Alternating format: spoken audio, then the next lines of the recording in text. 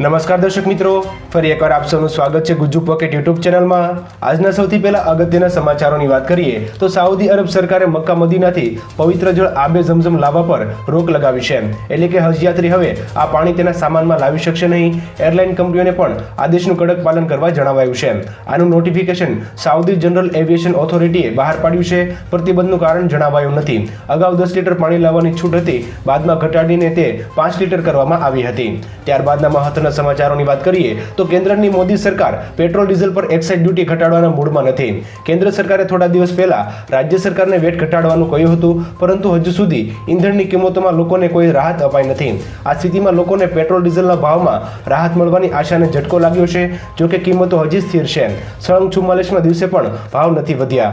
એના પછીના મહત્વના સમાચારોની વાત કરીએ તો ભારતમાં પ્રદૂષણથી વર્ષ 2019માં વિશ્વમાં સૌથી વધુ 23.5 લાખ લોકોના મોત થયા છે, જેમાં વાયુ પ્રદૂષણને કારણે 16.7 લાખ લોકોના મોત થયા છે।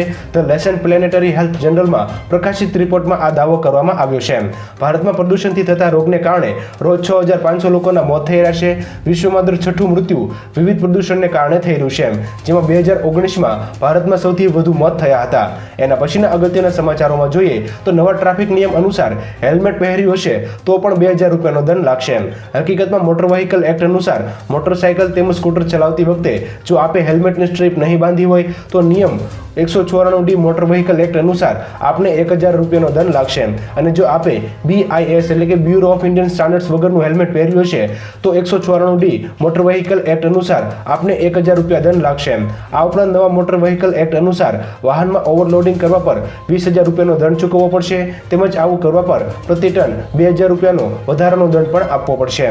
એના પછીના અગત્યના સમાચારોની વાત કરીએ તો મિત્રો, મુખ્યમંત્રીના અધ્યક્ષસ્થાને મળેલી કેબિનેટની બેઠકમાં લેવાયેલા નિર્ણયની વિગતો આપતા પ્રવક્તા મંત્રી જીતુ વાઘાણીએ કહ્યું હતું કે સરકારે બજેટમાં 500 કરોડની ગૌમાતા પોષણ યોજના જાહેર કરી છે, જેમાં રજિસ્ટર પાંજરાપોળમાં 4.42 લાખથી વધુ પશુધન છે તેમને સહાય આપવાનો નિર્ણય કરવામાં આવ્યો છે, જે અંતર્ગત રજિસ્ટર થયેલી ગૌશાળાઓને પશુદીઠ 30 રૂપિયાની સહાય અપાશે। આ સહાય પાછલી અસર એટલે કે 1 એપ્રિલ 2022થી મળશે। આ સાથે પ્રત્યેક જિલ્લામાં 75 તળાવો બનાવવાની કામગીરી શરૂ કરવાનું પણ નક્કી કરવામાં આવ્યું છે।